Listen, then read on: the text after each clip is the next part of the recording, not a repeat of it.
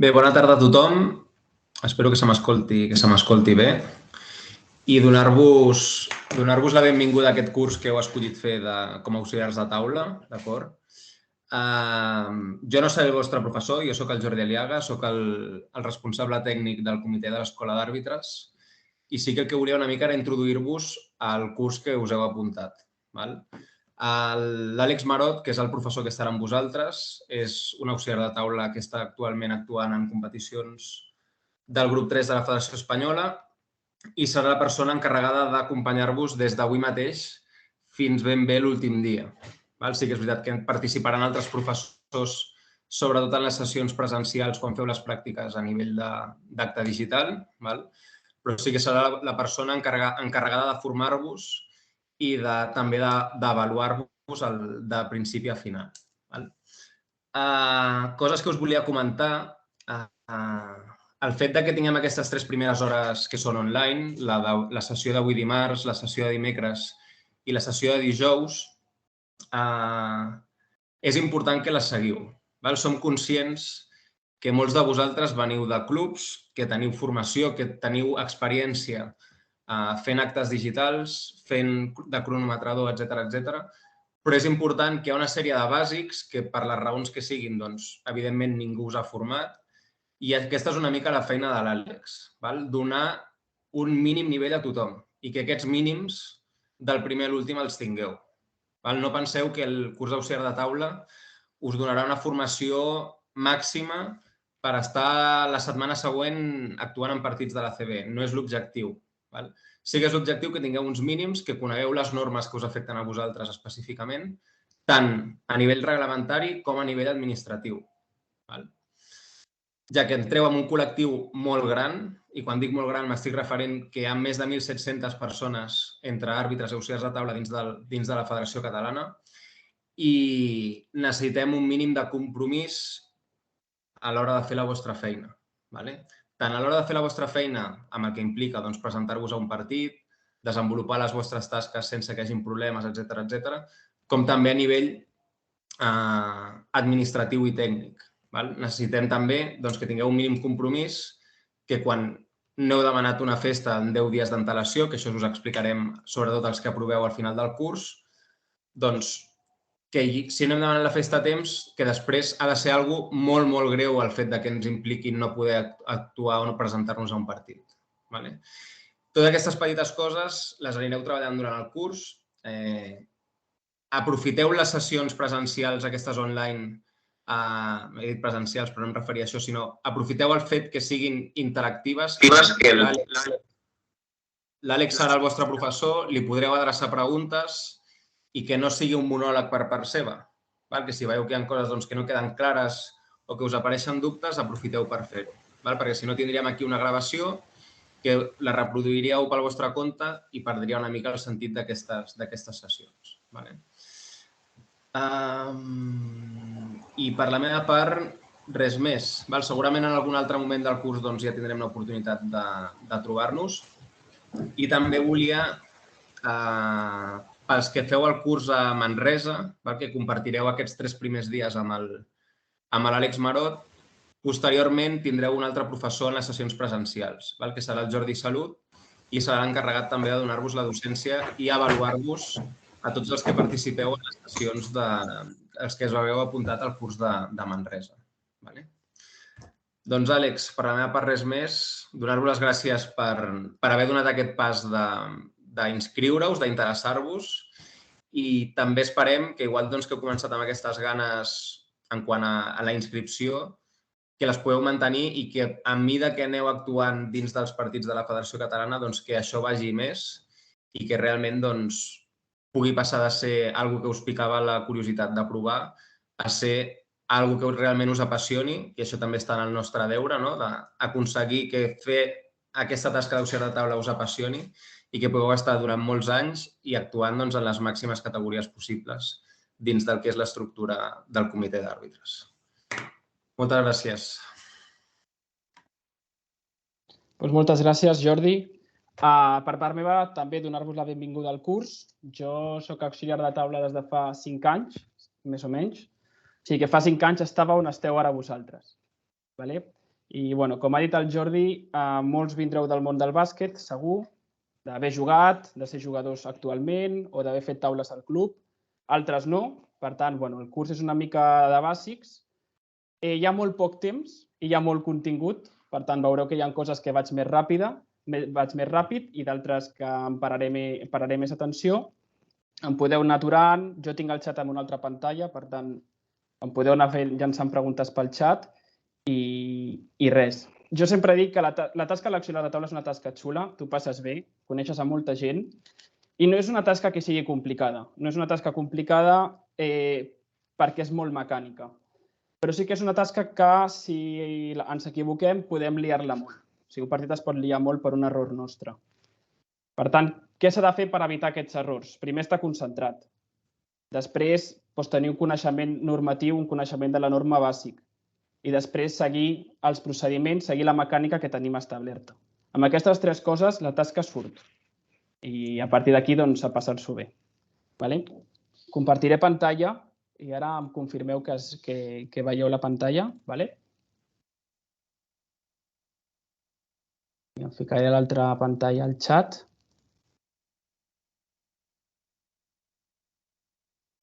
Hauríeu de veure la meva pantalla ara ja. Algú que m'ho confirmi i ja avanço. Ok. Perfecte. Doncs aviam, el cronograma del curs per la gent de Barcelona, que és el curs que jo faré íntegrament. Per la gent de Manresa, aquestes 3 primeres sessions online les farem conjuntament. Avui, una horeta, demà i demà passat també. Després, per la gent de Barcelona, el dia 23 de gener presencial, a Bac de Roda, 2 hores.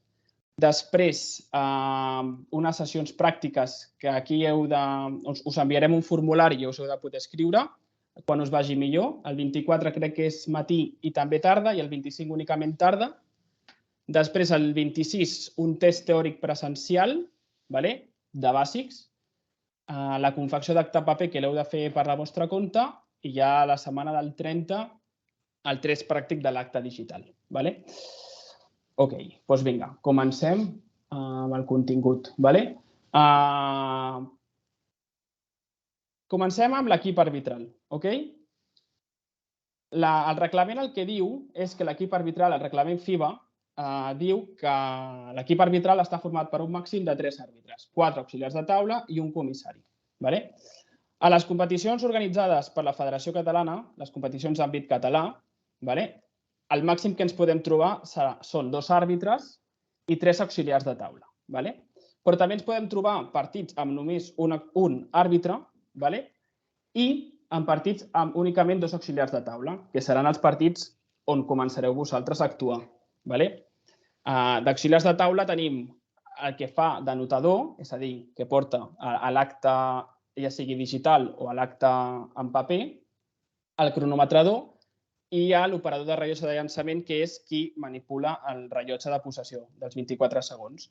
En els partits on hi ha 2 auxiliars de taula, aquesta funció la fa el cronometrador. El cronometrador fa tant de cronometrador com de 24. Llavors, l'àrbitre principal. L'àrbitre principal és el màxim responsable del partit. També és el responsable de l'acte. O sigui, el reglament ja diu que és el responsable de l'acte. L'anotador ho fa, però la responsabilitat que l'acte estigui bé i que acaba signant l'acte al final conforme és correcte tot és l'àrbitre principal. Anem a parlar de les 3 funcions que pot fer un auxiliar de taula. L'anotador, que és on vosaltres començareu. L'anotador, com he dit, és l'encarregat de confeccionar l'acte, ja sigui en format digital o en paper. Abans totes eren en paper, ara gairebé totes són en format digital, però heu de saber fer les 2 coses, perquè el dia que no hi hagi tablet, o la tablet no funcioni o aquell partit s'ha de fer en paper, també sapigueu fer-ho. Llavors, quines són les responsabilitats o les funcions de l'anotador? Confeccionar l'acte del partit segons el reglament.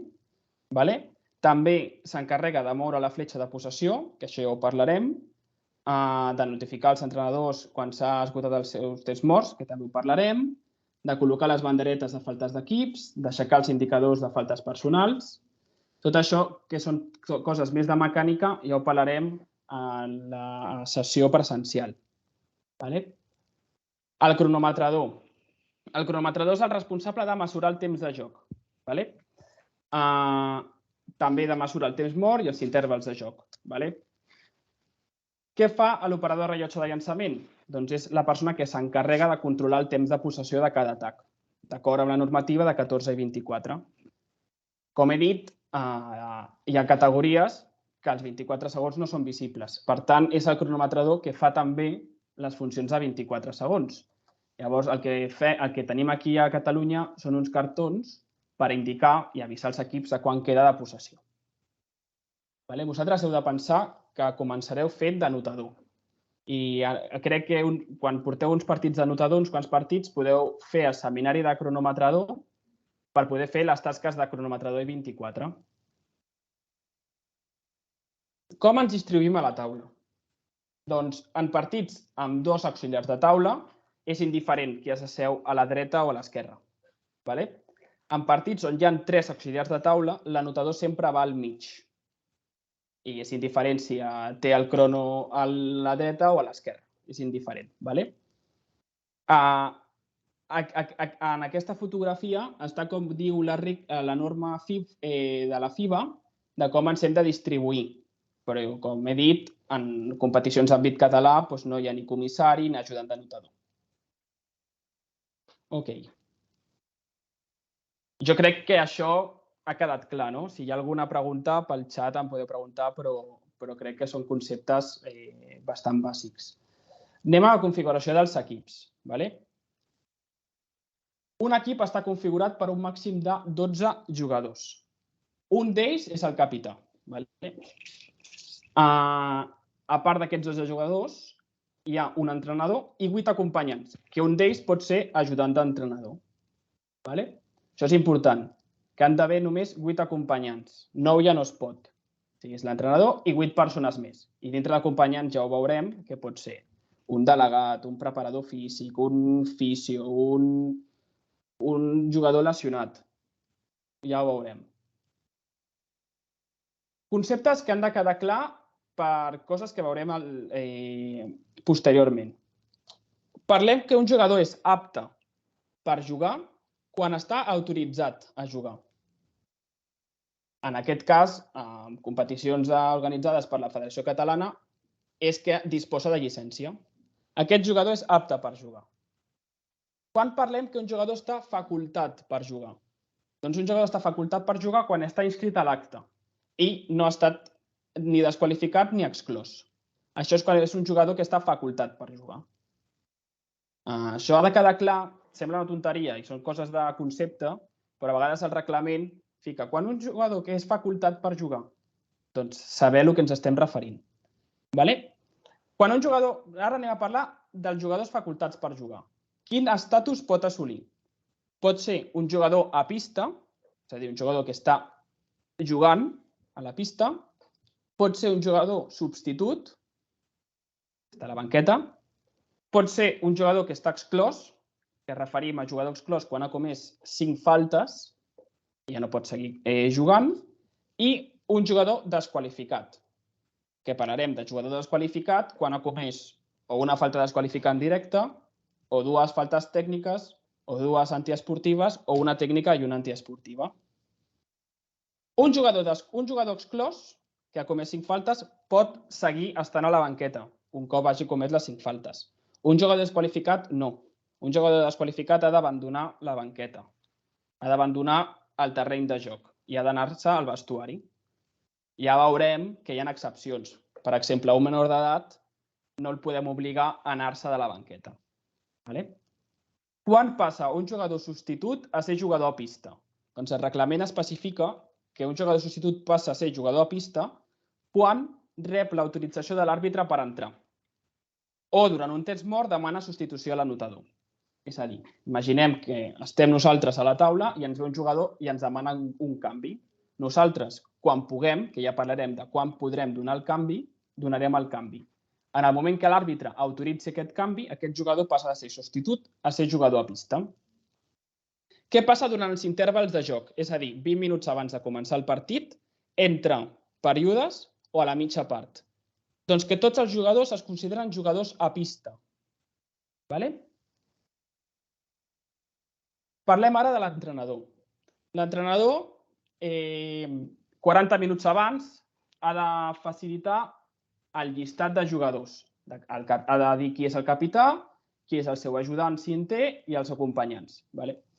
En competicions d'àmbit català, el que tenim establert són 20 minuts abans de l'hora d'inici del partit. A menys de 40 minuts, 20 minuts. 10 minuts abans de l'hora del partit, el que farà és facilitar les sortides. I cap jugador podrà ser canviat si no és per lesió, dels que ens hagi donat a l'entrenador 10 minuts abans del partit. Primer li demanarem a l'entrenador local i després a l'entrenador visitant.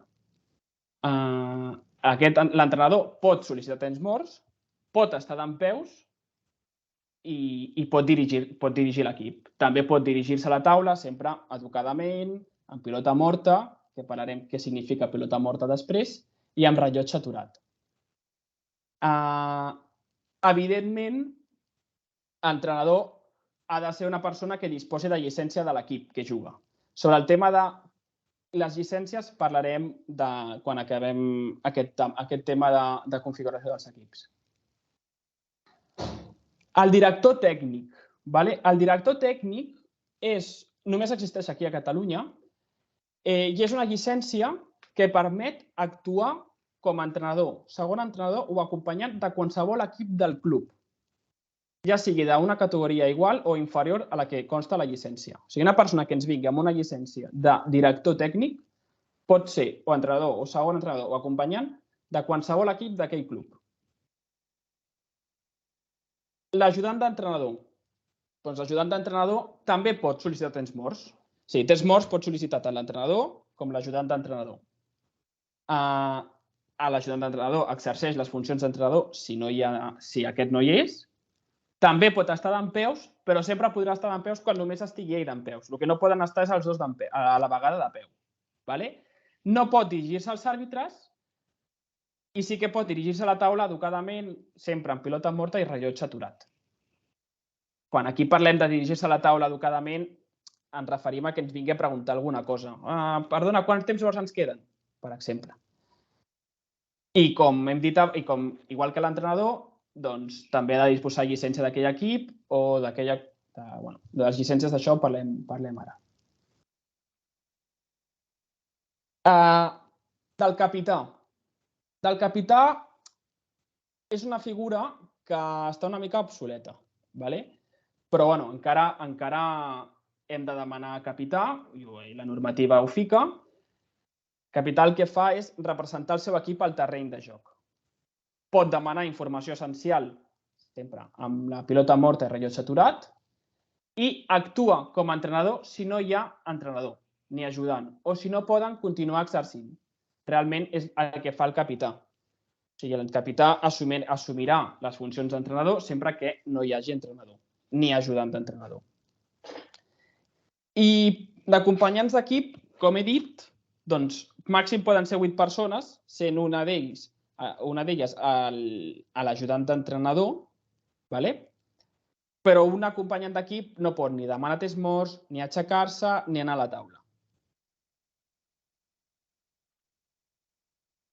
El delegat de camp. El delegat de camp, les funcions del delegat de camp és facilitar la tasca als àrbitres i a l'equip contrari. És una persona que ha de seure a prop de la taula, és obligatori que hi sigui i que l'àrbitre informi si no hi és, si no està. I en categories de promoció pot actuar en diverses pistes sempre que siguin contigües. És important saber que la llicència de delegat de camp no permet actuar com a acompanyant a cap partit que el seu club disputi, ja sigui com a local o visitant. No pot seure a la banqueta un delegat de camp. Ha d'estar a prop de la taula i sempre fent cas a les tasques que els àrbitres li encomanin. I pot ser un delegat de camp a totes les categories del seu club. Què passa amb directius? Als directius els hi passa el mateix. O sigui, un directiu pot actuar com a delegat de camp. O sigui, una llicència de directiu amb una llicència de delegat de camp seria el mateix. No confondre amb el director tècnic, que hem dit que el director tècnic pot actuar com a entrenador, segon entrenador o acompanyant de qualsevol equip del club. Doncs això seria els rols que ens podem trobar. Faig una mica una repassada de tot. Hem dit màxim 12 jugadors, un entrenador i 8 acompanyants. Hem parlat de quan un jugador és apte i quan un jugador és facultat per jugar, de l'estatus que pot tenir un jugador, de les funcions de l'entrenador, de les funcions del director tècnic, que hem dit que seria que pot fer d'entrenador com d'ajudant d'entrenador com d'acompanyant. Hem parlat d'ajudant d'entrenador, que més o menys era igual que l'entrenador, sempre que no pot estar dempeus sempre que no estiguin els dos dempeus. Hem parlat del capità, dels acompanyants d'equip, del delegat de camp i dels directius. Fins aquí, alguna pregunta? No sé si vaig massa ràpid o no, si són conceptes que els teniu ja molt vistos. No sé si no avanzo, Tengo una pregunta yo. Venga, dime. ¿Podrías pasar a la parte del directivo, porfa? Porque es que no he entendido mucho. ¿Tú me lo podrías explicar de nuevo? Sí. O sea, un directiu és una llicència més, com el delegat de camp. Una persona que és directiva té la llicència de directiu i pot exercir de funcions de delegat de camp amb aquella llicència. Però igual que el delegat de camp, aquesta persona no pot estar a la banqueta. No pot ser acompanyant de l'equip. Ja està. O sigui, un delegat de camp, la fitxa del delegat de camp amb la del directiu és el mateix. Ok? Vale, merci. Llavors, coses més pràctiques.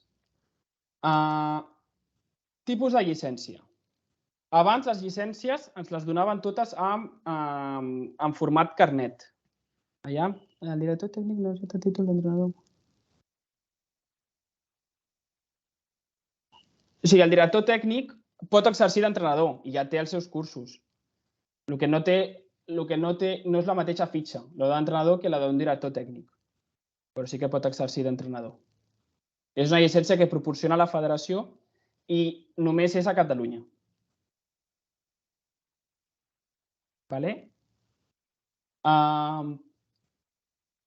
Sobre el tipus de llicència.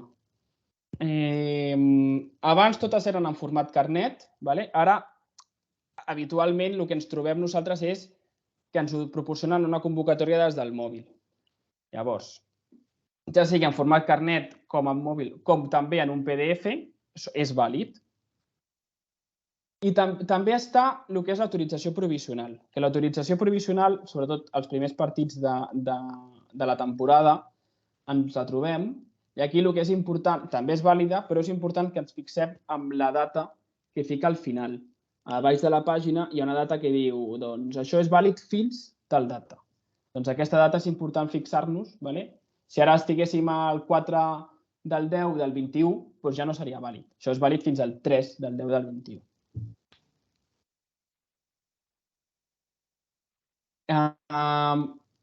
Llavors, aquí anirà una mica més lent. Nosaltres podríem inscriure, com hem dit, l'entrenador 20 minuts abans, a Catalunya, 40 minuts és el que fica la FIBA, ens proporcionarà el llistat de jugadors. Nosaltres què hem de comprovar per poder inscriure els jugadors? Quins jugadors podem inscriure i quins no? Doncs un jugador amb llicència d'aquell equip el podrem inscriure sense cap problema. Un jugador amb llicència del mateix club, però d'un equip de la mateixa categoria, però de menor nivell, també el podrem inscriure.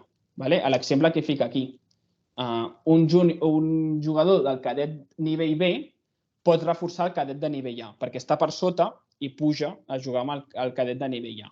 Per tant, no hi ha problema. Tampoc hi hauria problema quan és un jugador d'una categoria inferior. És a dir, un infantil que jugui amb un cadet. Com està jugant a una categoria superior, no hi hauria cap problema. I també els jugadors vinculats. Un jugador vinculat és un jugador que està en un club i té una autorització per poder jugar a un altre club. I això m'ho he trobat sobretot amb el Joventut de Badalona i el Bàsquet Prat, que tenien un acord de jugadors vinculats. Sí que hi ha una excepció, que és la normativa específica de primer any. Aquí teniu en ordre quina seria l'ordre de categories. Júnior preferent, interterritorial, júnior de primer any, júnior nivell B, A, júnior amb el cadet igual, cadet preferent, cadet interterritorial i infantil igual. Un cadet nivell B pot jugar amb un cadet de nivell A? Sí, no?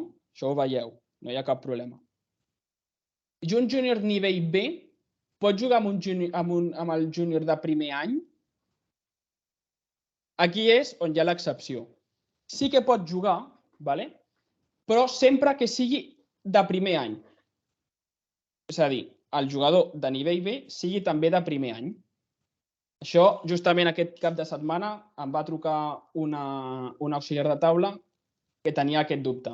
Diu, és que m'estan donant una llicència d'un de nivell B, pot jugar amb el júnior, no sé si era un júnior o un cadet, amb el cadet de primer any? Clar, jo li vaig preguntar, doncs mira, aviam si aquest xaval del nivell B, de quin any és, si és de primer any o de segon. I em va dir, tots els del primer any són del 2006 i aquest també és de 2006. Per tant, no hi hauria cap problema. El problema seria si aquest fos de segon any. Llavors ja no podria jugar. El mateix passaria... Aquesta és l'excepció. Tot l'altre és molt lògic. Un de primer any pot jugar amb un Inter? Sí. Un Inter pot jugar amb preferent? Doncs sí. Doncs això és el que ens hem de fixar a l'hora d'inscriure jugadors. Si ens presenten la llicència en format carnet i té foto, com la que veiem, la primera fotografia, no tindríem cap problema. Si ens presenten una fitxa sense foto, el que hem de demanar és el DNI, el carnet de conduir, un passaport, algun document oficial per poder verificar la identitat d'aquesta persona. Ja us dic, jo el 80% de coses de llicències me les trobo en aquest format, en format digital. En format digital no hi ha problema. Si l'aplicació ha deixat apuntar aquell jugador, és que pot jugar. Per tant, ens hem de limitar únicament a ficar-ho en l'acte. Però si ens ho presenten en format carnet, sí que hem de fer aquesta verificació. Igualment, aquí m'he ficat un asterisc per recordar dir-vos-ho, és important que nosaltres tot això, ja sigui perquè falta foto i demanem el DNI i no ens ho donen, o que ens diuen d'escriure un de nivell B o un de primer any i aquest és de segon any i no pot. El nostre deure és explicar-ho. El nostre deure és també comunicar-li als àrbitres. Però mai ens podem negar a inscriure un jugador. Si insisteixen molt de no, és que lo quiero meter. I nosaltres sí, però és que no pot jugar, no sé què. El nostre deure és, un cop comunicat, també comunicar-li als àrbitres, comunicar-li a la resta d'equip. I si l'equip insisteix en inscriure, doncs ficar-ho. I ja si al final era alineació indeguda i no podia jugar, ja s'apanyaran amb el comitè. Però la nostra obligació és no negar-nos a inscriure un jugador que ens insisteixen en escriure. Parlem ara dels entrenadors, tant del primer entrenador com a l'ajudant d'entrenador. És una mica diferent. Si ens presenten una llicència d'entrenador d'aquell equip, cap problema, el podem ficar. Quan ens presentin una llicència d'un entrenador, però és de qualsevol equip d'aquell club, a diferència dels jugadors que havíem de mirar a l'ordre de categories, aquí el que ens hem de fixar és amb el grup de la fitxa, amb el grup de la titulació. En aquest quadre, no sé si ho veieu bé, està la relació. Per exemple, una persona amb fitxa de grup superior pot ser entrenador a qualsevol categoria. Si aquí a menys de grup superior fiqués grup A, doncs veiem que també pot ser de qualsevol categoria a nivell català. Si aquí fiqués grup B, ja veuríem que diu que pot ser entrenador, però, per exemple, d'un cadet preferent no, d'un júnior preferent tampoc. Per tant, aquesta taula és la que ens diu si pot ser o no inscrit aquell entrenador. Sí. És fàcil. Si aquest tio amb menys de grup superior fos de grup B i vol ser inscrit d'entrenador a un cop a Catalunya, doncs no podria. Com he dit abans, el director tècnic pot ser inscrit en qualsevol equip del club. Per tant, a la que veiem director tècnic pot ser inscrit com a entrenador o com a segon. I com he dit abans, la llicència, si ens representen en format mòbil, no ens surt la titulació. Però si l'aplicació ha deixat ficar-la a la convocatòria, si l'entrenador l'ha pogut ficar a la convocatòria, l'aplicació automàticament ja verifica que aquella persona pot jugar. Per tant, no ens hem de preocupar. Això sobretot és quan ens presenten les fitxes, ja sigui en format carnet o que ens presentin, també ens poden presentar un PDF amb totes les fitxes en format carnet escanejades o una foto del mòbil amb una fitxa de carnet. O sigui, no hem de confondre l'aplicació amb el mòbil que ens donin una fitxa en format carnet. Si ens proporcionen una fitxa en format carnet des d'una foto d'un mòbil, l'hem de tractar com si fos una carnet en paper. Hem de verificar i tot això. En quant als acompanyants d'equip. En quant als acompanyants d'equip, pot ser un entrenador amb llicència d'equip, però que no fa la funció d'entrenador. És a dir, que hi hagi un primer entrenador, un segon entrenador i ens donen una altra fitxa d'entrenador o una fitxa de director tècnic. Doncs aquesta persona pot ser acompanyant d'equip. Sempre, això ho parlem després, també pot ser acompanyant d'equip el delegat d'aquell equip, un jugador lesionat o un jugador no convocat, i el metge, el fisio, el preparador físic. Aquí el que ens hem de fixar amb els acompanyants d'equip és que únicament pot ser acompanyant d'equip una persona d'aquell equip. És a dir, jo soc un infantil preferent. Jo soc un infantil inter i normalment vaig a jugar amb l'infantil preferent. No hi ha problema. Soc d'una categoria inferior i vaig a jugar en un partit de categoria superior. Per tant, puc jugar. Perfecte. Però imagineu que jo em lesiono i l'entrenador del preferent no em vol ficar dintre dels 12 jugadors, sinó em vol ficar com a acompanyant. Doncs no podria estar. Perquè per ser acompanyant només pot ser persones que tenen llicència d'aquell equip.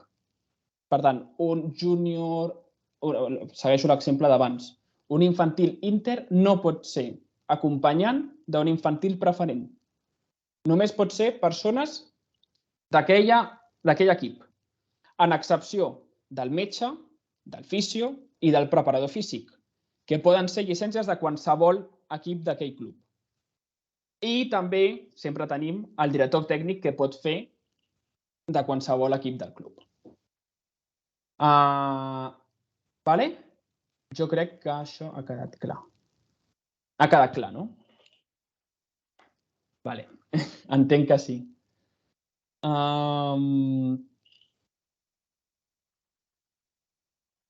Gràcies, Laia. Llavors, nosaltres imaginem que ja tenim a tothom, gràcies Yolanda, Oriol, que tenim ja tothom inscrit. Doncs com he dit al principi, 10 minuts abans d'iniciar el partit, l'entrenador ha de venir a la taula, primer el primer entrenador, l'entrenador de l'equip local, ha de venir i hauria de verificar que els noms i el número correspon i ens ha de donar el 5 inicial. Vindrà l'entrenador, li direm comprova que tot estigui bé i signarà. Un cop signi l'entrenador, ja no es pot ni afegir ni treure cap jugador. El que sí que podrem és canviar dorsals. I això també ho podem fer durant el partit. O sigui, si al mig del primer quart veiem hòstia, és que t'he dit que el Víctor Claver era el 30 i és el 31. Doncs ho podem modificar. Quan ho fem en paper quedava una mica malament perquè havíem d'anar tatxant aquí, ficar un 1. Ara amb la tablet és molt fàcil. Es canvia sol i ja està. Això és important, el que no podrà afegir ni treure cap jugador un cop signi. I és important que quan vinguin a la taula verifiquin realment que tot estigui bé. Perquè al final la culpa no és nostra, malgrat que potser ens hagin equivocat nosaltres en apuntar, que ens hem descuidat d'apuntar un jugador que ens han dit. Però la seva responsabilitat és verificar-ho i signar conforme que està correcte tot. I això ho fa quan queden 10 minuts abans de l'inici del partit.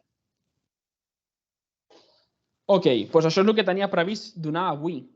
Però bueno, avanço contingut i així, sobretot als temes de la tercera sessió, que són els més complets, podem anar amb més calma. Que avui eren més conceptes més bàsics.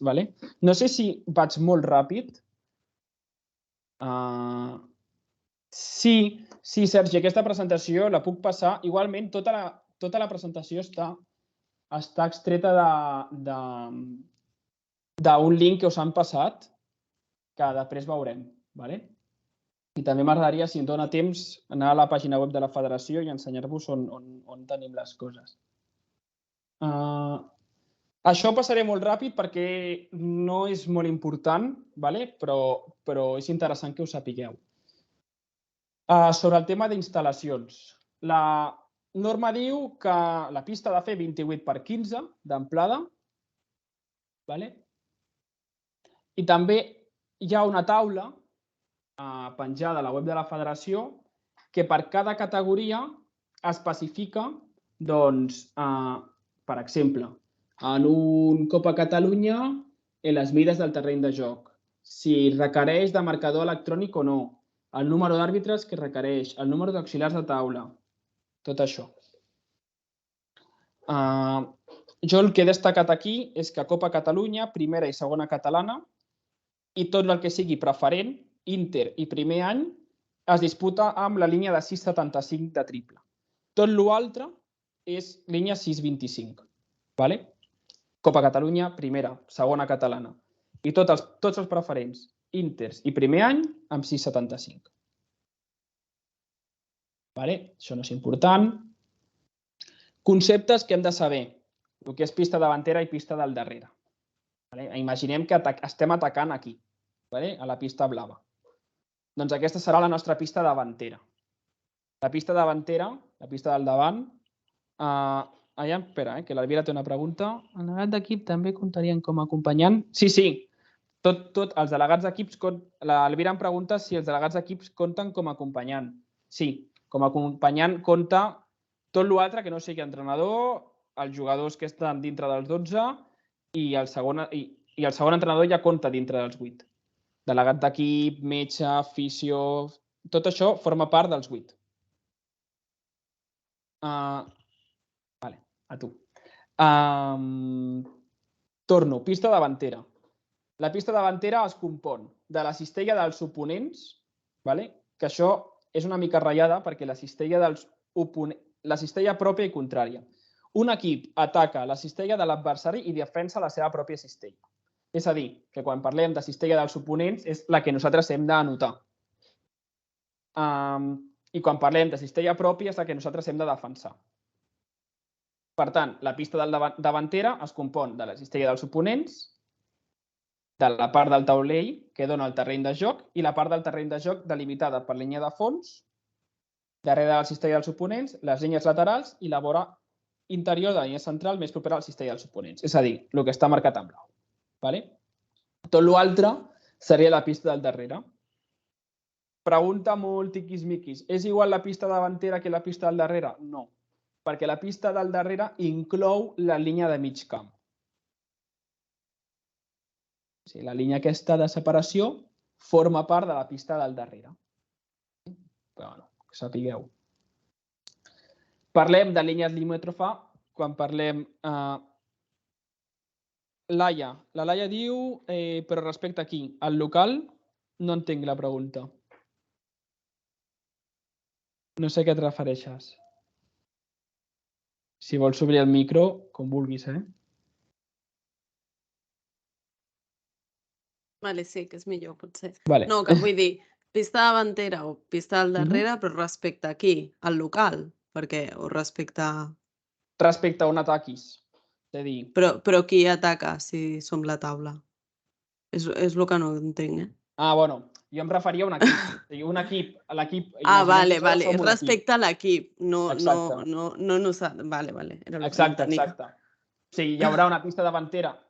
Nosaltres hem de pensar que la pista davantera d'un equip serà la pista del darrere de l'altre equip. Vale, ja està. No ho entenia, gràcies. Perdó, que m'he anat massa ràpid, potser. I això són conceptes bàsics, també. Parlem de línia limòtrofa, doncs les línies que delimiten el terreny de joc, el que està marcat en vermell. La línia central i el cercle central, i la línia de 3 punts. L'àrea restringida seria l'ampolla. L'àrea de semicercle de no càrrega. L'àrea de les banquetes i la línia de servei. Aquí per un equip i aquí per l'altre equip.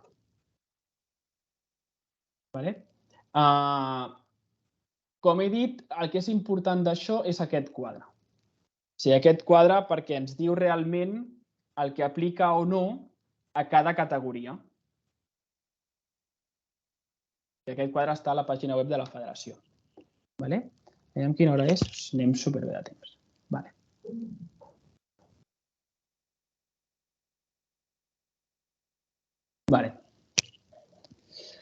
Igualment, a la sessió de demà faré un mini repàs de tot el que hem tractat avui, per fer memòria. Anem a equipament. Una pregunta. Digues. La taula aquesta, cal saber-la o podem buscar-ho en el moment que necessitem per internet? Exacte, o sigui, jo no me la sé, aquesta taula. La cosa és saber-la trobar, és igual que aquesta taula, la que hem dit, aquesta taula dels entrenadors. No cal saber-la de memòria. Ara, si voleu, amb menys d'avançar contingut, perquè ja hem donat el que estava destinat avui, us explico la pàgina web de la federació. Espera, que obro...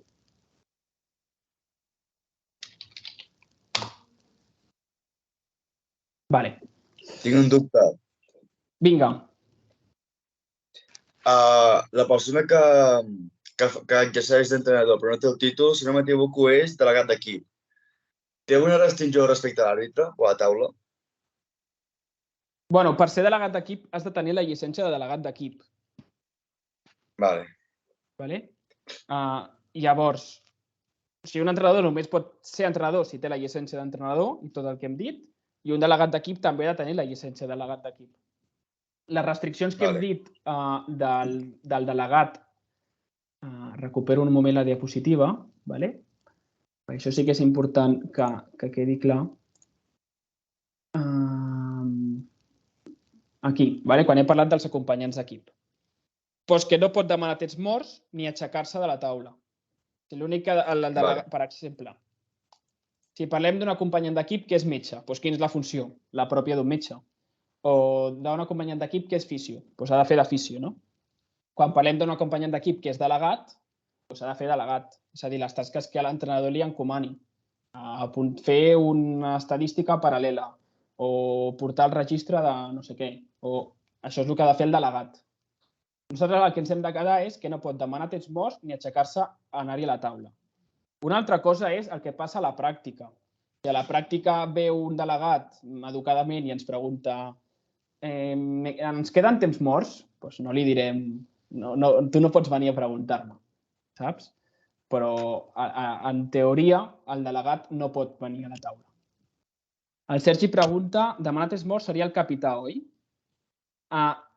Això si no hi ha entrenador. O sigui, si no hi ha entrenador, el capità exerceix les funcions d'entrenador. A partir d'aquesta temporada, de la temporada que estem actualment, és obligatori que hi hagi entrenador a tots els partits. Abans no. Abans, si no hi havia entrenador, el capità podia exercir d'entrenador per la seva compte i estar jugant i demanar a ell el temps mort.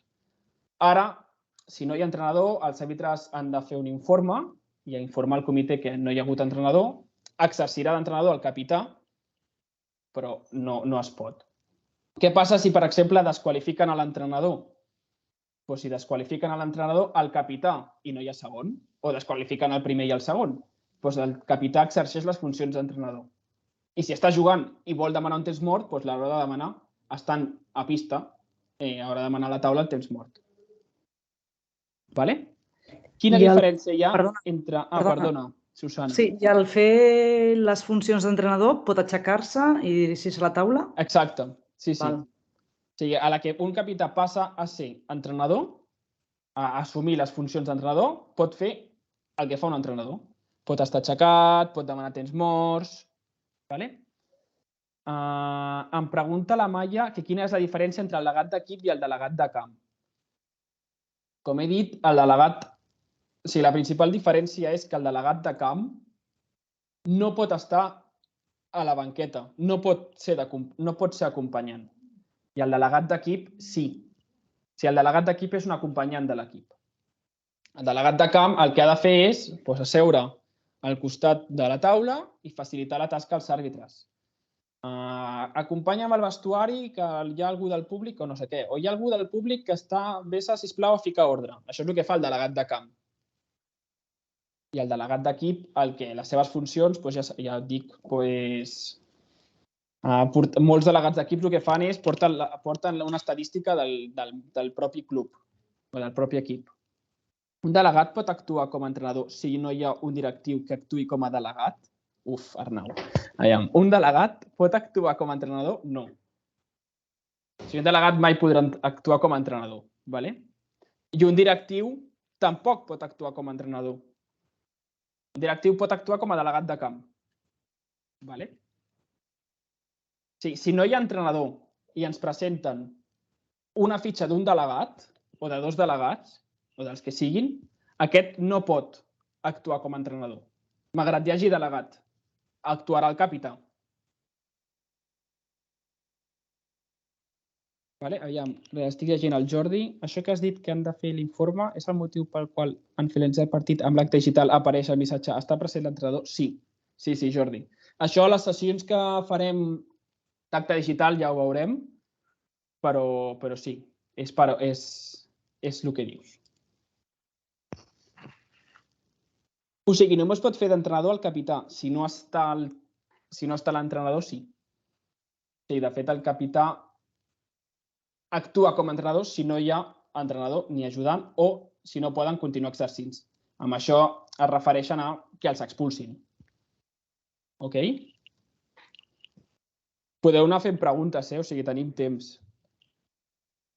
Qualsevol cosa. Jo de moment us ensenyo això. Si entreu a la pàgina web de la federació, tenim un apartat que és públic, o sigui, que podeu entrar. Aneu a l'apartat d'àrbitres. Aquí hi ha notícies, com ser àrbitre auxiliar de taula, àrea privada, l'aula virtual, documentació, zones regles. Si anem a zones regles, el que ens trobarem serà els diferents reglaments que tenim. El reglament FIBA, que és amb el que estem parlant. Després hi ha les regles del joc passarel·la, que són per infantils, que també les tractarem, crec que la segona, demà o demà passat. I també les regles del joc del minibàsquet. Ara, nou, el del 3x3, i el reglament mini-nivella, que és una cosa que ha sortit, crec que fa 2 dies. Encara no m'ho he mirat ni jo. I aquí, podríeu entrar i trobaríeu totes les regles, tot el document de regles del bàsquet, que és el que hem estat parlant. Per exemple,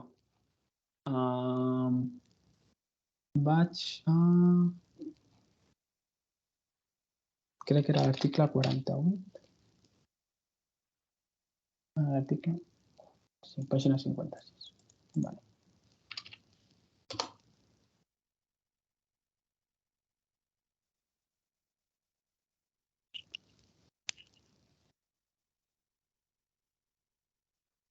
Per exemple, aquí és tot el que us he dit. L'anotador pot fer això, quan us he explicat. Els àrbitres, l'àrbitre principal pot fer tal. Evidentment, jo el que us he fet és un resum. Després, això ja és la pròpia regla, però si aneu a... Quines són les posicions que tenen cadascú que hi ha a la taula d'auxiliars? Pregunta el Guillermo. Jo el que... No sé si et refereixes a la distribució que he parlat al principi. Sí, és la distribució. Vale. Bueno, doncs el que he dit és que en taula de 2 persones és indiferent que s'assegui a la dreta o a l'esquerra. Vale? L'anotador o el crono. I en taula de 3 sí que l'anotador ha d'estar al mig. És l'únic. Vale? No sé si et refereixes a això. Sí, és això. Vale, merci. El Pol em pregunta si puc repassar el de ser apte i facultat. Sí. Una persona és apta quan està autoritzat per jugar a aquella competició. En l'àmbit català seria que té llicència. Una persona amb llicència és apta per jugar. I parlem d'un jugador facultat per jugar un cop l'hem escrit a l'acte, no ha estat desqualificat ni ha comès 5 faltes. És a dir, veient el quadre de sota, que és o jugador a pista o jugador substitut. Perquè un jugador facultat hem dit que pot ser jugador a pista, jugador substitut, i després està també un jugador exclòs, que és el que ha comès 5 faltes, i un jugador desqualificat, que és el que hi ha hagut una desqualificació directa, 2 tècniques, 2 antiesportives o una tècnica i una antiesportiva. També he dit que un jugador substitut passa a ser jugador a pista quan rep l'autorització de l'àrbitre per entrar o quan durant un test mort demana substitució a l'anotador. I també és important saber que 20 minuts abans de començar, entre períodes i a la mitja part, tots els jugadors se'ls considera jugador a pista.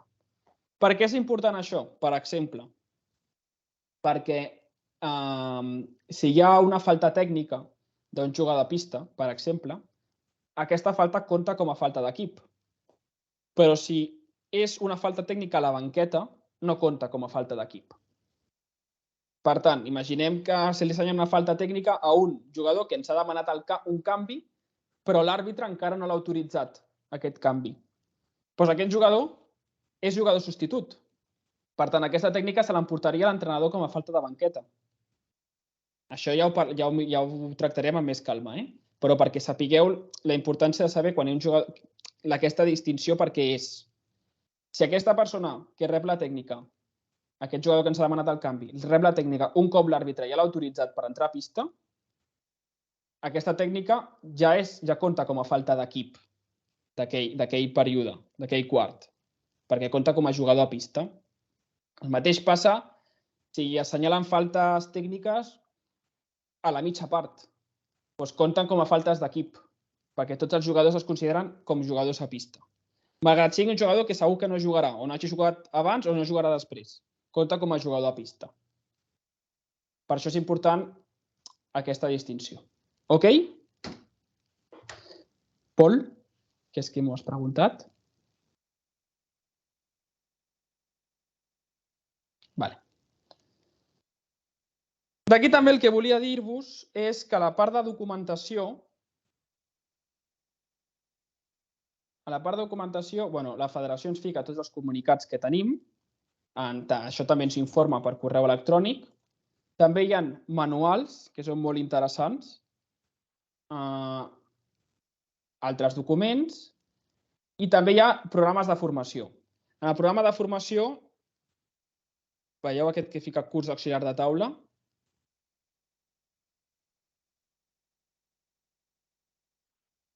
Jo d'aquí és on està tot.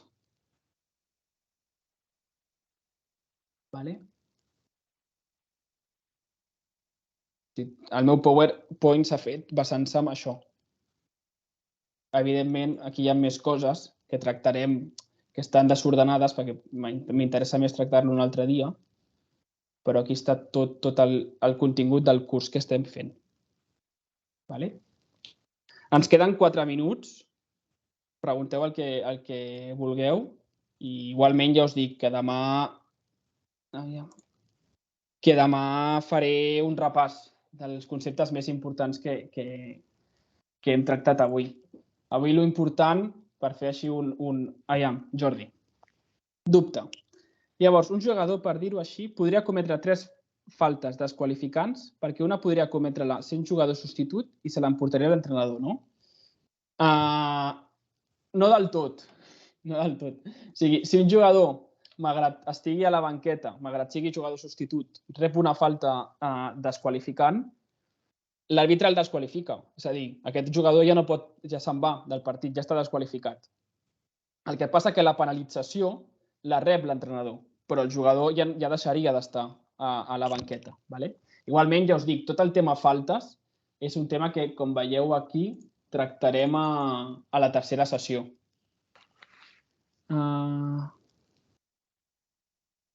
Una pregunta. Ens has enviat 2 correus. Només és vàlid un. No ho sé perquè això ho fa el comitè dels correus. Per tant, jo no ho he enviat. I el Lluc que podrem accedir a les classes gravades? Juraria que sí. També, això s'encarrega el comitè, però em consta que sí, que podreu accedir-hi. I la Gemma, un segon entrenador, què fa?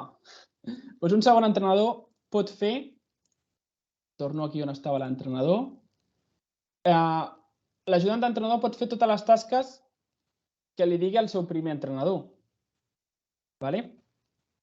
Normalment el que fa és assessorar el primer entrenador i ajudar-li. L'únic que ens hem de quedar amb el concepte que els dos no poden estar de peus. O sigui, un ajudant d'entrenador pot demanar un temps mort, també. L'ajudant d'entrenador pot anar a la taula. El que no poden fer és estar els dos de peu. I també, important, que l'ajudant d'entrenador exerceix les funcions d'entrenador quan aquest no està.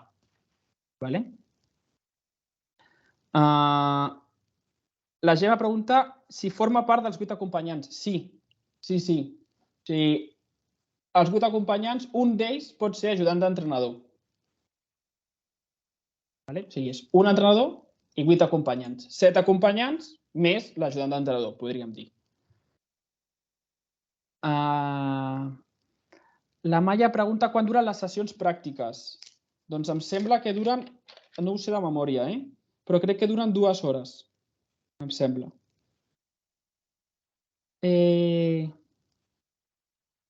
Qui pot fer de delegat de camp si no hi ha ningú amb llicència de delegat de camp?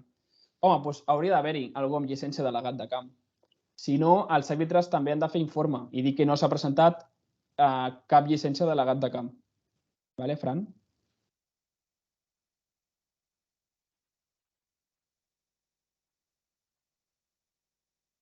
La Susana diu, has comentat que aquest any pot haver-hi entrenador, però què passa si no està l'entrenador? Sí, es pot jugar igualment al partit? Sí, evidentment. O sigui, si no hi ha primer entrenador, si l'equip no presenta fitxa d'entrenador, el que farem nosaltres és informar els àrbitres, l'àrbitre farà un informe, no s'ha presentat cap llicència d'entrenador. Aquest partit es jugarà i serà el capità qui farà les funcions d'entrenador. Perquè, com hem dit, el capità exerceix les funcions d'entrenador sempre que no hi hagi entrenador. Un jugador que no jugui en tot el partit, si fa una falta tècnica.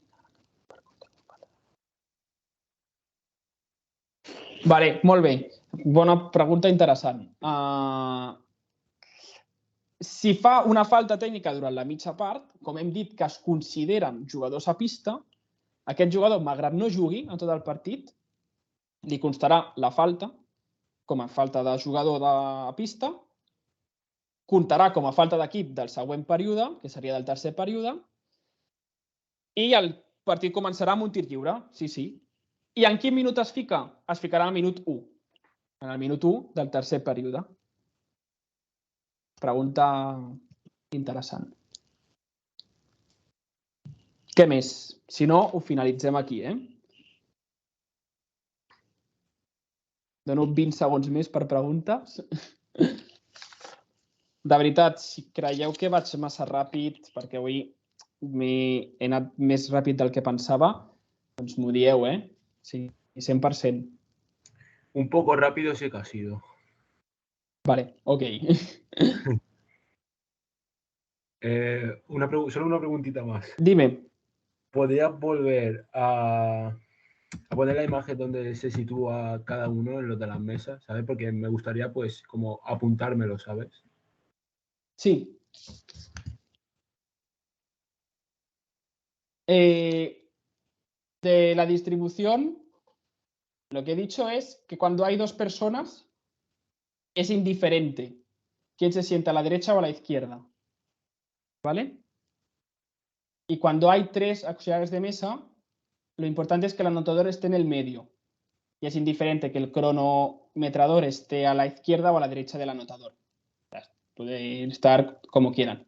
También dependerá de cómo esté instalada la mesa. O sea, si el marcador está aquí instalado, no lo vamos a mover. ¿Vale? Guillermo. Sí, lo he entendido, merci. Nada. Ok, pues res. Ens veiem demà a les 8. Alguna cosa més? Una última pregunta. Digue'm. Les presencials són totes les que heu pintat en verd? Aviam. O al revés? Tu ets a Barcelona o Manresa. Manresa? És que jo el calendari a Manresa no ho tinc. Però És que hi ha algunes que posen, jo què sé, test teòric, per exemple, a Manresa. És presencial. És presencial. Tot el que està en verd suposo que és presencial, no? Que s'hi ha d'anar a Manresa. Sí, sí. Gràcies. A tu. Alguna cosa més? Vale. Doncs ens veiem demà a les 8, ok? Vinga. Bona nit. Adéu. Adéu. Adéu.